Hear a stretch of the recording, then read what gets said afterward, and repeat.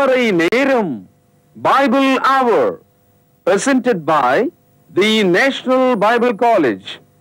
கிறிஸ்துவின் சபையார் உங்களை வாழ்த்துகிறார்கள். Satellite Bible School. வணக்கம் வேத மாணவர்களே, கிறிஸ்துவுக்குள்ளனுடன் சகோதர சகோதரிகளே, மீண்டும் இந்த நிகழ்ச்சியிலே உங்களை வரவேற்பதிலே மிகுந்த மகிழ்ச்சி. தொடர்ந்து நாம் இயேசு கிறிஸ்துவின் மலை பிரசங்கத்தை குறித்தும் அவர் மலை பிரசங்கத்திலே உபதேசித்த உபதேசங்களை குறித்தும் நாம் படித்துக் கொண்டு வருகிறோம். இன்றைய நாளிலே வேத வசனத்தின் ஆதாரத்தோடு நாம் தெளிவாக படிக்க இருக்கிறோம். ஆகவே தொடர்ந்து இந்த நிகழ்ச்சியை பாருங்கள், இந்த நிகழ்ச்சியை பார்த்து பயன்பெறுங்கள். நீங்கள் இந்த நிகழ்ச்சியை கேட்டு விட்டுவிடாமல் இதை குறித்து மற்றவர்களுக்கு அறிமுகம் செய்யுங்கள். இன்றைய நாளிலும் கூட நமது போதகர் டாக்டர் பீட்டர் சாலமன் அவர்கள் நற்செய்தி அளிப்பார். வணக்கம் தேசிய வேதாகம கல்லூரி மாணவ கண்மணிகளே, தோழர்களே, அருமை பெற்றோரே, உங்கள் அனைவருக்கும் என்னுடைய நெஞ்சார்ந்த புதிய நாள் வாழ்த்துக்கள். தேசிய வேதாகம கல்லூரியில் நீங்கள் படித்து கொண்டிருக்கிறீர்கள். உங்களுடைய அறிவை வளர்ப்பது இந்த நிகழ்ச்சியின் நோக்கம். அறிவு வளரும் போது வேதத்தின் மீது நம்பிக்கையும் விசுவாசமும் உங்களுக்கு உண்டாகும். நம்முடைய வசனங்கள் கலப்பில்லாத ஒரு ஞானப்பாலை போல மதத்தை சாராமல் மார்க்கத்தை சார்ந்ததாக இருக்கிறது. கிறிஸ்தவத்தில் 2000க்கு மேற்பட்ட மத பிரிவுகள் இருக்கிறது. அவைகளில் கத்தோலிக்கம், புராட்டஸ்டன்ட், பெந்தேகோஸ்தே அமைப்புகள். இந்த அமைப்புகள் எல்லாம் பிரிவினை சபைகள் என்று நாம் அழைப்பதற்கு ஒரு காரணம் உண்டு. பொதுவாக இந்த 3 வகையான மக்கள் மத்தியிலிருந்து தான் 2000க்கு மேற்பட்ட பிரிவுகள் இருக்கிறத நான் பார்க்கிறேன். அடிப்படையில் அவர்கள் மத்தியில் ஒரு பிரச்சனை இருக்கிறது. அது என்னன்னா, பழைய ஏற்பாட்டுக்கும் புதிய ஏற்பாட்டுக்கும் சரியான ஒரு வித்தியாசத்தை, ஒரு நேர்கோடை, ஒரு அமைதலான முறையில், ஒரு பொறுப்போடு உணர்வோடு பகுத்து பார்க்கிற ஆற்றல் இல்லை. அதனுடைய விளைவாக குழப்பம் அவர்கள் மத்தியில் உண்டாயிற்று. சிலவற்றுக்கு பழைய ஏற்பாடு, பலவற்றுக்கு புதிய ஏற்பாடு. இவ்விதமாக என்ன போனதனால்தான் மார்க்கத்திலிருந்து விலகி அவர்கள் மதங்களாக விழுந்து விட்டார்கள்.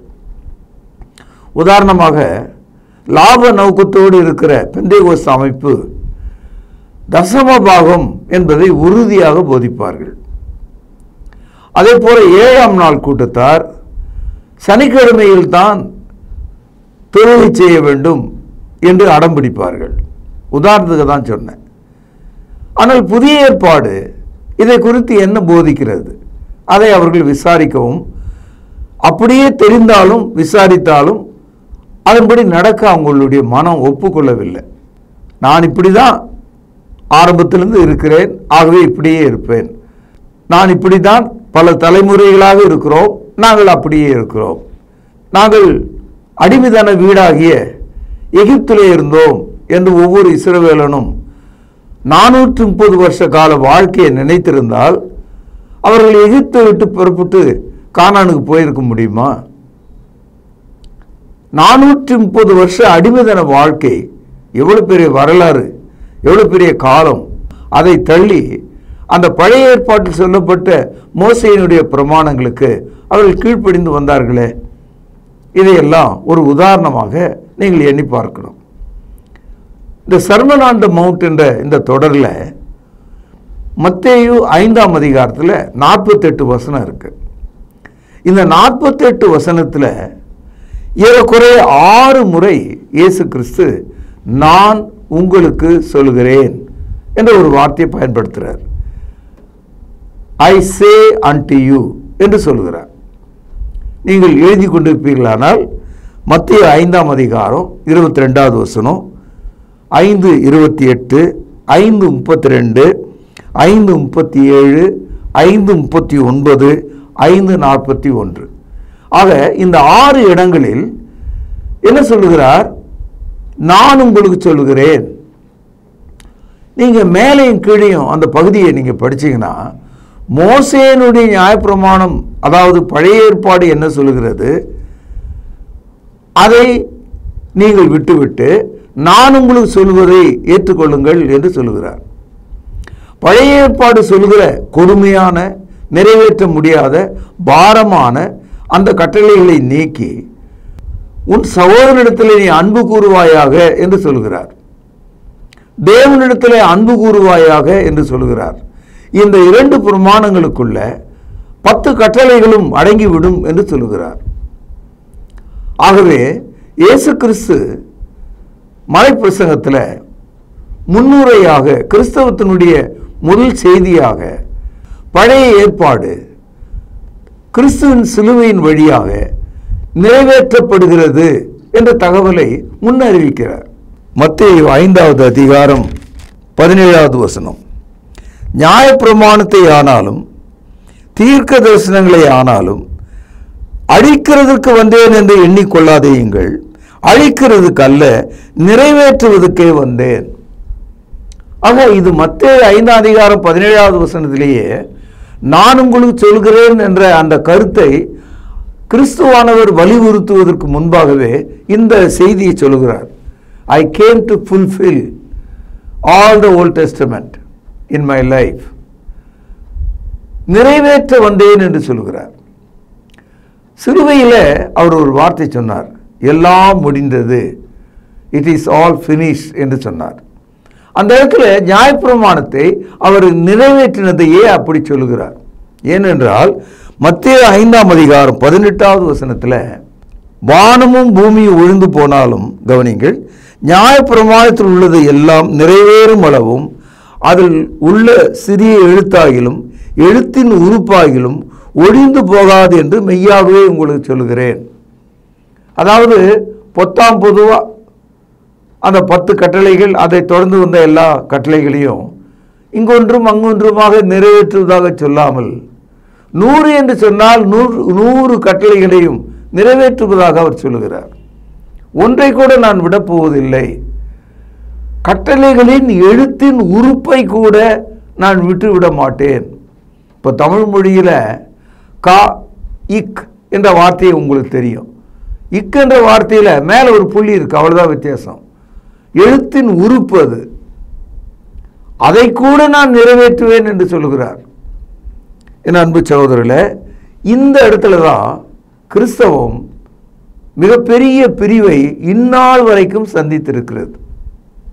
1 தீமோத்தேயு 1வது அதிகாரம் 6-7 வசனங்களை பாருங்கள். பக்கம் 286.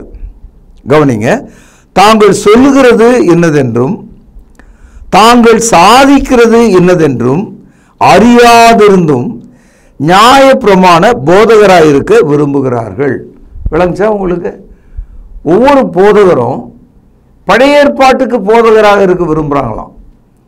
அப்படி அடம் பிடிக்கிறவர்கள் தாங்கள் சொல்லுகிறது என்ன, சாதிக்கிறது என்ன என்று விவரம் அறியாமல் அடம் பிடிக்கிறவர்களாக இருக்காங்களாம். ரோமருக்கு எழுதிய நிருபம் 10வது அதிகாரம் 1 வசனம் பாருங்கள். சகோதரரே, இஸ்ரவேலர் ரட்சிக்கப்பட வேண்டும் என்பதே என் இருதயத்தின் விருப்பமும் நான் தேவனை நோக்கி செய்யும் விண்ணப்பமாயிருக்கிறது. பவுலடியார் என்ன சொல்கிறார்? அவருடைய காலத்தில் அன்றைக்கு இருந்த இஸ்ரவேலர்கள் இயேசு கிறிஸ்துவை அறியாமல் மோசேயினுடைய பிரமாணத்தை கைக்கொள்வதனால அவர்கள் ரட்சிப்புக்கு தூரமாக இருக்கிறார்கள், அறியாமல் இருக்கிறார்கள். ஆக எல்லா இஸ்ரவேலர்களும் கிறிஸ்துவனுடைய புதிய ஏற்பாட்டின்படி ரட்சிக்கப்பட வேண்டும் என்பது என்னுடைய இருதயத்தின் விருப்பம், என்னுடைய ஜெபம் என்று சொல்லுகிறார். 2ஆம் வசனம் பாருங்கள். தேவனை பற்றி அவர்களுக்கு வைராக்கியம் உண்டென்று அவர்களை குறித்து சாட்சி கூறுகிறேன், ஆகிலும் அது அறிவுக்கேற்ற வைராக்கியம் அல்ல. பழைய ஏற்பாட்டை கட்டியாக பிடிச்சிக்கிட்டு இந்நாள் வரைக்கும் இயேசுனுடைய உயிர்த்தெழுதலுக்கு பிறகு வந்த இன்னைக்கு 2000 ஆண்டுகள், இன்னைக்கு இஸ்ரவேல் நாட்டில் அந்த யூதர்கள் ஒருவனும் கிறிஸ்தவம் கிடையாது. இந்நாள் வரைக்கும் வைராக்கியமாக மோசேயினுடைய நியாயப்பிரமாணத்தை கை கொண்டு இந்நாள் வரைக்கும் இருக்கிறாங்க. இந்த இடத்துல பவுலடியார் என்ன சொல்றாரு? அவங்களுக்கு வைராக்கியம் ரொம்ப அதிகம். they have more zealous, but it is not according to the wisdom. அறிவுக்கேற்ற விசுவாசம் இல்லை, அது அறிவுக்கேற்ற வைராக்கியம் இல்லை. நாம் கூட வாழ்க்கையில் இந்த வைராக்கியம் உள்ளே நுழைஞ்சிடுதுன்னா ரொம்ப உறுதியாக அதில் நிற்போம். உதாரணமாக இன்றைக்கி இருக்கிற பிரிவினை சபைகள், இப்போ கத்தோலிக்கத்தில் இருக்கிறவர் அடம் பிடிப்பார், மரியாள் இல்லாமல் கிறிஸ்தவம் இல்லை, மரியாளை வணங்காமல் நீ கிறிஸ்தவனாக இருக்க முடியாது. இப்போ பெந்தேகோஸ்தே மக்கள் எடுத்துக்கிட்டிங்கன்னா தீர்க்க தரிசனங்களையும் பரிசுத்தாவினுடைய ஊழியங்களை பற்றியும் அற்புதங்களை பற்றியும் அதிகமாக பேசுவாங்க. பேசுவதில் தவறில்லை, ஆனால் அது உண்மைதானா என்று அவர்கள் கவனிக்க மாட்டாங்க. பொய்யான தீர்க்க தரிசனங்களையும் பொய்யான அற்புதங்களையும் வருஷந்தோறும் வருஷத்தின் முதலாவது நாளில் கர்த்தர் எனக்கு இதை சொன்னார் என்று இன்றைக்கும் நீங்கள் அதை கேட்குறீங்க. பிரபலமான நட்சத்திர போதகர்கள் உங்கள் வீட்டிலே தொங்குகிற கேலண்டரில் கர்த்தர் எனக்கு சொன்னார் என்ற அந்த வசனங்களையும் வார்த்தைகளையும் எடுத்து போட்டு காண்பிப்பதை நீங்கள் பார்க்குறீங்க. உதாரணமாக ஒரு பெந்தேகோஸ்து போதகர் என்ன சொல்கிறார், நீங்கள் கால் வைக்கும் இடத்தை எல்லாம் கர்த்தர் உங்களுக்கு தருவார் என்று பழைய ஏற்பாட்டிலிருந்து ஒரு வசனத்தினுடைய ஒரு பகுதியை எடுத்து சொல்கிறார். கர்த்தர் எனக்கு சொன்னார் இதை என்று அவங்க சபையாருக்கு சொன்னாங்க. சகோதரர்களே, அந்த வசனம் எகிப்தை விட்டு புறப்பட்ட இஸ்ரவேலர்கள் கானானுக்குள்ளே கால் வைத்த போது அந்த இடம் அவர்களுக்கு சொந்தமானது. இன்னைக்கு நீங்கள் கால் வைக்கிற இடம்லாம் எனக்கு சொந்தம்னு சொல்லி பக்கத்து வீட்டில் போய் கால் வச்சு பாருங்கள், உங்கள் காலையை வெட்டிடுவோம். ஆகவே இந்த பூமியில் நீங்கள் உழைத்து நிலம் வாங்கலாமே தவிர இந்த வசனத்தை கொண்டு நான் கால் வைக்கும் இடம்லாம் எனக்கு சொந்தம், எங்கள் பாஸ்டர் சொன்னார் அப்படின்னு நீங்கள் நினச்சிங்கன்னா அது உங்களுடைய வைராக்கியமாக இருக்குமே தவிர அது அறிவுக்கேற்ற வைராக்கியமாக இருக்காது. சொன்னது விளங்குச்சிங்களா? அல்லது வயிற்றெரிச்சலை போல தெரிகிறதா, எரிகிறதா? இதையெல்லாம் விட்டுடுங்க. ஞானமாக கர்த்தரை பின்பற்றுங்கள். ரோமர் 10வது அதிகாரம் 4வது வசனம், விசுவாசிக்கிற எவனுக்கும் நீதி உண்டாகும்படியாக, கவனிங்க, விசுவாசிக்கிற எவனுக்கும் நீதி உண்டாகும்படியாக கிறிஸ்து நியாயப்பிரமாணத்தின் முடிவாயிருக்கிறார். இந்த முடிவாயிருக்கிறார் என்ற இடத்துல எண்டு என்ற ஒரு வார்த்தை. எப்போதுமே ஒரு மலையின் மீது ஏறலாம், அதனுடைய உச்சிக்கு வந்த பிறகு அதான் எண்டு, பிறகு நீங்கள் திரும்பி இறங்கி வந்துடணும். அது மாதிரி பைபிள் எடுத்து படிக்கிறவர்களுக்கு பழைய ஏற்பாட்டினுடைய முடிவாக எண்டாக கிறிஸ்து இருக்கிறார். அதனால தான் இயேசு கிறிஸ்து பழமேறுவதற்கு முன்பாக தமது சீஷர்களை ஒலிவ மலையின் அண்டை கூடி வரச் செய்து அவர்களுக்கு கடைசியான உறுதியான வார்த்தையை கொடுக்கிறார். கவனிங்க, மத்தேயு 28வது அதிகாரம் 18வது வசனம், வானத்திலும் தாழ பூமியிலும் சகல அதிகாரம் எனக்கு கொடுக்கப்பட்டிருக்கிறது. இந்த இடத்துல மோசே இப்படிப்பட்ட ஒரு கட்டளையை பழைய ஏற்பாட்டில் நமக்கு சொல்லலை. இயேசு சகல அதிகாரம் உடையவராக இருக்கிறார். இப்பொழுது மத்தேயு 28வது அதிகாரம் 19வது வசனம், ஆகையால் நீங்கள் புறப்பட்டு போய் சகல இனத்தாரையும் சீஷர்களாக மாற்றி அவர்களுக்கு பிதா குமாரன் பரிசுத்தாவின் நாமத்திலே ஞானஸ்தானம் கொடுங்கள். 20வது வசனம், நான் போதித்த யாவற்றையும் அவர்கள் கைக்கொள்ளும்படி செய்யுங்கள். இதோ உலகத்தின் முடிவு பரியந்தமும் நான் உங்களோடு கூட இருக்கிறேன் என்றார். இதுதாங்க மத்தேயு 28ஆம் அதிகாரம் 18, 19, 20 வசனங்களை நீங்கள் படிக்கிறீங்க. இங்கே கிறிஸ்துவானவர் எல்லா அதிகாரமும் தன்னுடையது என்று சொல்கிறார். கிறிஸ்து தமது அதிகாரத்தை தமது அப்போஸ்தலருக்கு கொடுத்து உலகம் எங்கும் போகும்படி சொன்னார். ஞானஸ்தானம் கொடுக்கும்படி கட்டளையிட்டார். புதிய ஏற்பாட்டை அவர்களுக்கு போதிக்கும்படி சொல்லியிருக்கிறார். அப்படிப்பட்ட மக்களோடு உலகத்தின் முடிவு பரியந்தமும் இருப்பதாக வாக்களித்திருக்கிறார். இத்தனை தகவல்களையும் மறந்துவிட்டு அதை கவனிக்காமல் அறிவுக்கேற்ற வைராக்கியம் கொள்ளாமல் தங்களுடைய சுய நீதியின்படி, இச்சையின்படி, விருப்பத்தின்படி முடிந்துவிட்ட பழைய ஏற்பாட்டை தங்கள் கையில் எடுத்து ஊதி பூதகரமாக மாற்றி ஒவ்வொரு நாளும் இந்த மக்கள் செய்கிற காரியங்களையும் கொடுமைகளையும் இந்த உலகம் பார்க்கிறது. இன்னைக்கு இந்த நாட்டிலே சத்தியம் சொல்லப்பட்டு 2000 வருடங்கள் ஆகிறது. கிறிஸ்தவர்கள் 3% தான். அதற்கு என்ன காரணம்னா, இந்த நாட்டில் உள்ள எல்லா பிரிவினை சபைகளும் ஒரே கருத்தை போதிக்கல. அதனால எது சரி என்று மனிதர்களால் விளங்கி கொள்ள முடியல. ஒரு ஆளு யூடியூப்ல என்னை பத்தி போட்டிருந்தார். அவர் என்ன சொல்றாரு, கர்வமா சொல்றாரு, ஐயா அவர் மட்டும்தான் சத்தியத்தை சொல்லுகிறார் என்று சொல்லுகிறார் என்று போட்டிருந்தான். சகோதரர்களே, நான் மட்டும் சொல்லலை, சத்தியத்தின்படி நடக்கிற எல்லாருமே அப்படிதான் சொல்லுவாங்க. அதனால தான் நாங்கள் என்ன சொல்றோம், புதிய ஏற்பாடு என்ன போதிக்கிறதோ அதை போதியுங்கள். புதிய ஏற்பாடு எங்கே அமைதலாயிருக்கிறதோ அங்கே அமைதலாயிருங்கள். Teach what the New Testament teach, silent where New Testament is silent. சில விஷயங்கள் நமக்கு தெரியாது, புரிந்து கொள்ள முடியாது, விளக்கம் கொடுக்க முடியாது, அங்கே அமைதியாயிரு. எது போதிக்கப்பட்டிருக்கோ அதை போதி. இப்படிப்பட்ட ஒரு வட்டத்துக்குள்ளே நாம் வந்து விடும்போது, கிறிஸ்துவனுடைய வார்த்தையின்படி நான் உங்களுக்கு சொல்கிறேன் என்று அவர் சொன்னாரே, அந்த கருத்தை நாம் செயல்படுத்துவதாக மாற முடியும். மத்தேயு 5ஆம் அதிகாரத்தில் 6 முறை சொல்லுகிறார், நான் உங்களுக்கு சொல்லுகிறேன்.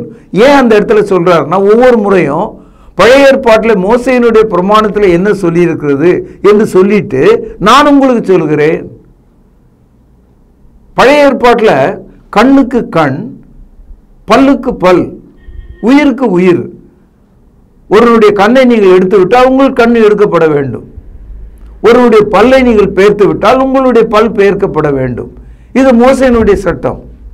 ஆனால் கிறிஸ்து சொல்கிறார், ஒருவன் உன்னை வலது கன்னத்திலே அறைந்தால் இடது கன்னத்தை திருப்பி கொடு. உன்னை ஒருவன் 1 மைல் தூரம் வரும்படி கட்டாயப்படுத்தினால் அவனோடு 2 மைல் தூரம் புறப்பட்டு போ. உன் சத்துரு பசியா இருந்தால் அவனுக்கு ஆகாரம் கொடு. அவன் தாகமா இருந்தால் அவனுக்கு தண்ணீர் கொடு. உன் சகோதரனை பார்த்து மூடனே என்று நீ சொல்லாதே.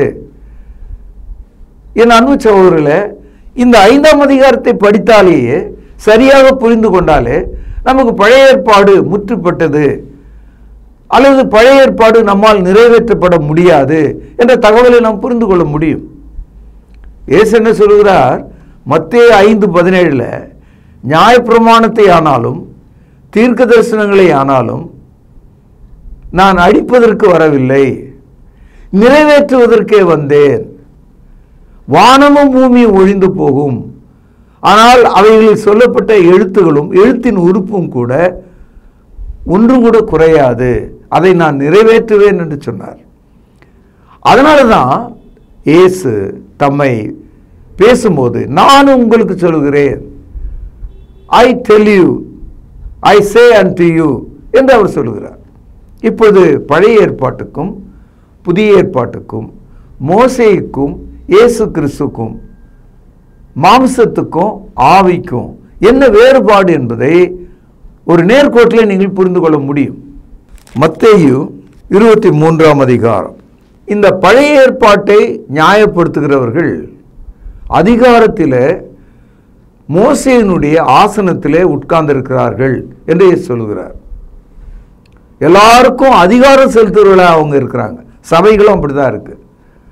ஒவ்வொரு சபை தலைவரும் இப்படிதான் அடங்கா பிடாரியாக தன்னுடைய செல்வாக்கை பயன்படுத்தி தன் அதிகாரத்தை ஜனங்களுக்கு சொல்லுகிறார்.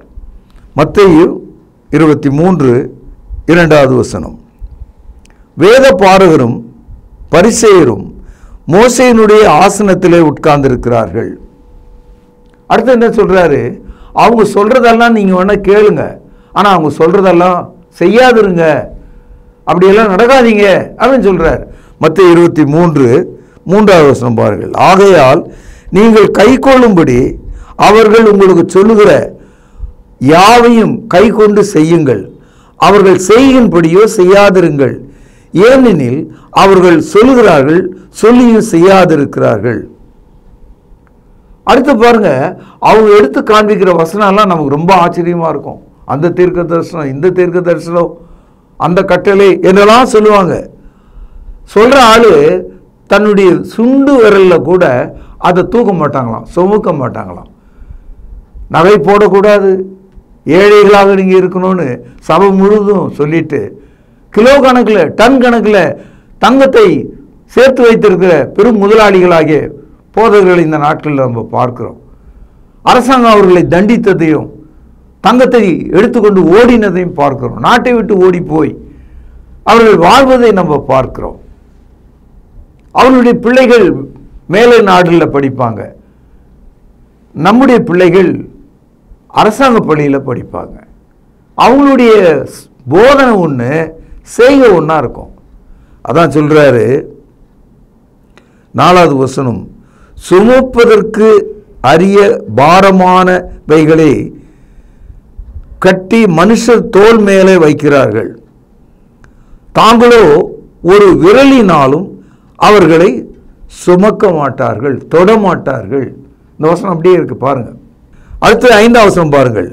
தங்கள் கிரியைகளை எல்லாம் மனுஷர் காண வேண்டும் என்று செய்கிறார்கள், தங்கள் காப்பு நாடாக்களை அகலமாக்கி தங்கள் வஸ்திரங்களின் தொங்குகளை பெரிதாக்கி விருந்துகளில் முதன்மையான இடங்களையும் ஜெப ஆலயங்களில் முதன்மையான ஆசனங்களையும் சந்தை வெளிகளில் வந்தனங்களையும் மனுஷரால் ரவி ரவி என்று அழைக்கப்படுவதையும் விரும்புகிறார்கள்.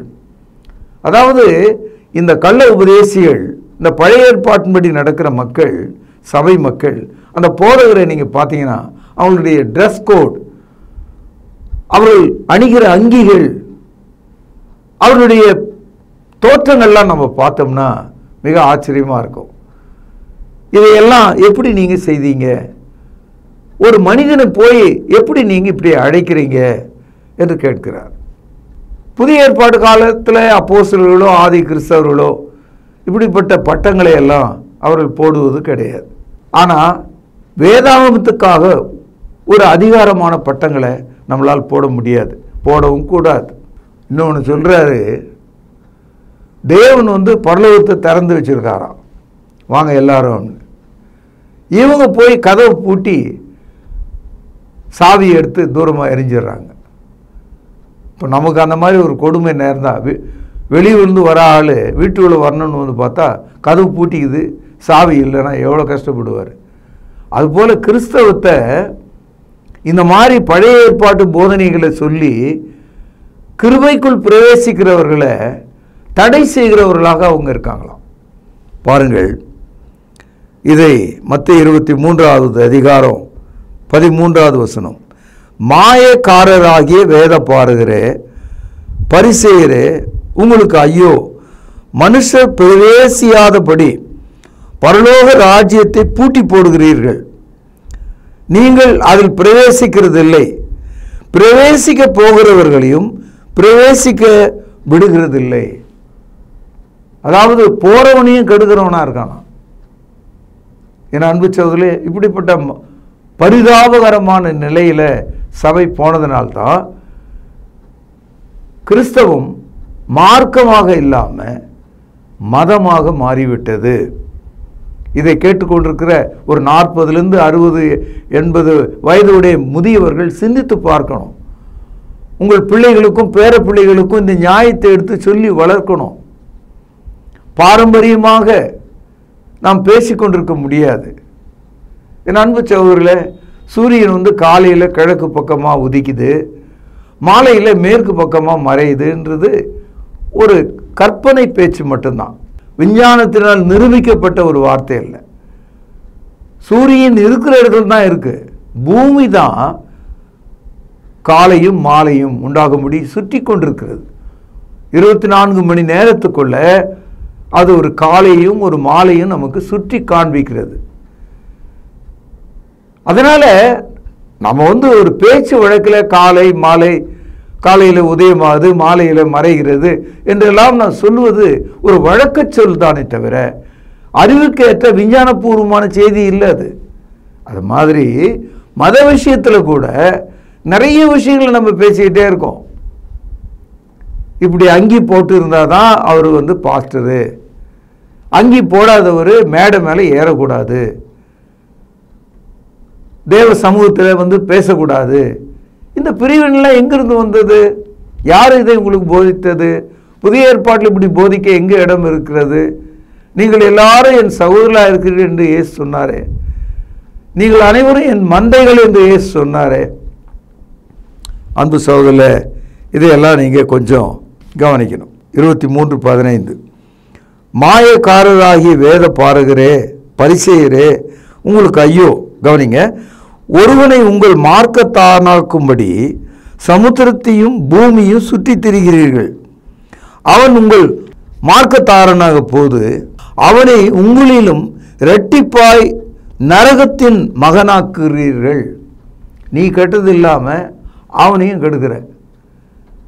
கடல் கடந்து போய் பிரசங்கம் பண்ணுவார், நாடு கடந்து போய் ஊழியங்களை செய்கிறேன்னு சொல்கிறாங்க. ஆனால் குணமாக்கப்பட்ட அந்த மக்களை உங்களை பார்க்கிலும் 2 மடங்கு தவறு செய்யக்கூடிய மக்களாக நீங்கள் மாற்றுகிறீர்கள். இதெல்லாம் கிறிஸ்து அட்வான்ஸாக சொல்லியிருக்கார். இதெல்லாம் நம்ம கவனிக்கணும்.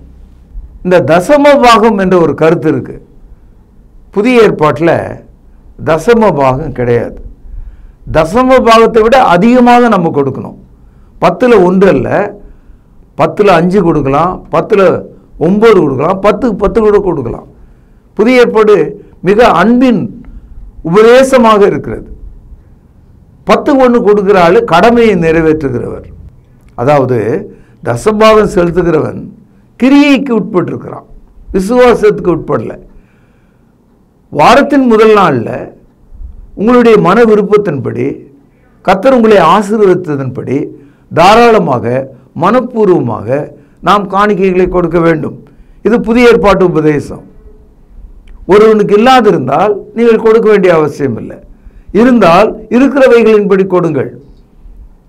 ஆகவே அன்பு சகோதரர்களே, இந்த தசம்பாகத்தை கொடுக்குற ஆள் எவ்வளோ டீட்டெயில் சொல்லுவார்னா, நீ தசம்பாகம் கொடுக்கலன்னா நரகத்துக்கே போயிடுவேன்னு சொல்லுவாங்க. இப்படியெல்லாம் சபையில் போதிக்க முடியாத அதிகாரத்தை புதிய ஏற்பாடு நமக்கு போதிக்கலை. ஆனால் பழைய ஏற்பாட்டுக்கால தசம்பாகம் கொடுக்குறவங்க கிரியைகள் மூலமாக, தங்களுடைய செய்கள் மூலமாக அவர்கள் தங்களை நீதிமானாக மாற்றிக்கொள்ள விரும்புகிறாங்க.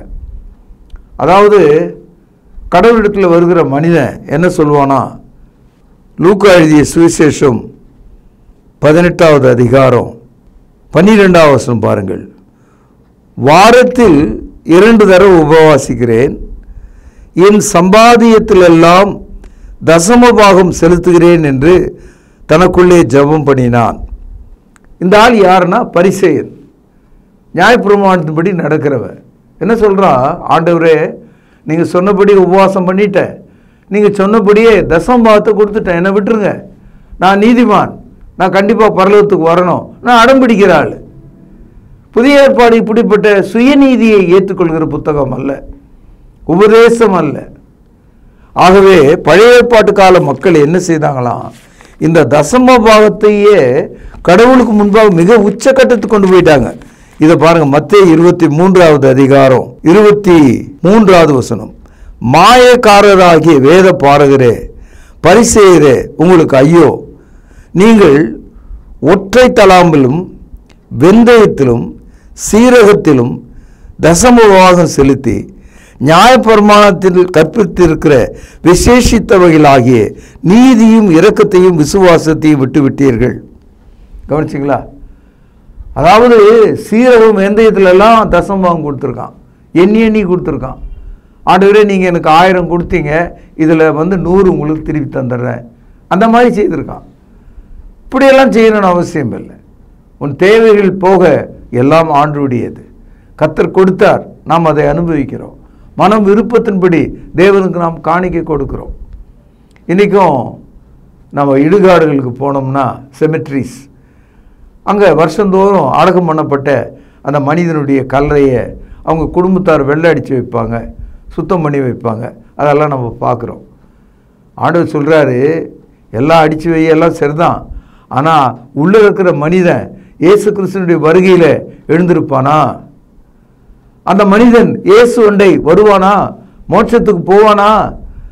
எப்படி இருக்கீங்க நீங்கள்? வெள்ளை அடிக்கப்பட்ட கல்லறையை போல இருக்கீங்க.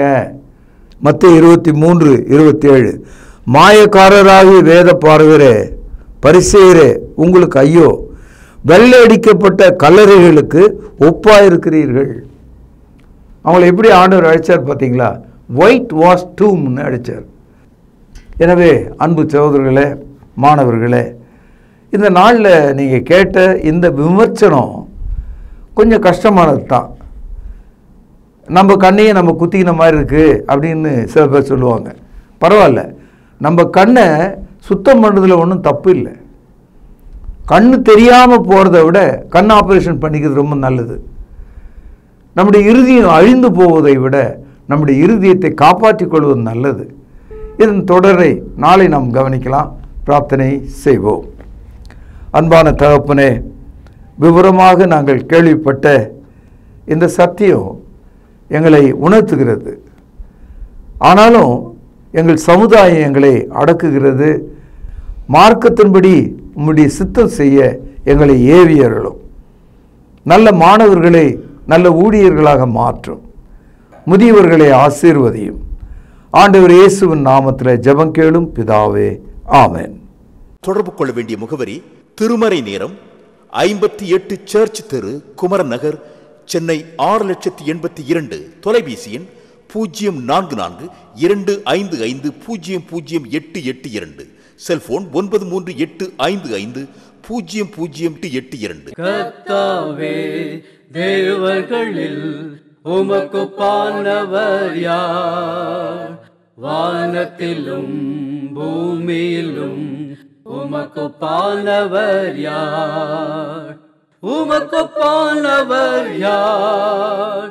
உமக்குப்பானவர் யார்? வானத்திலும் பூமியிலும் உமக்குப்பானவர் யார்? வானத்திலும் பூமியிலும் உமக்குப்பானவர் யார்?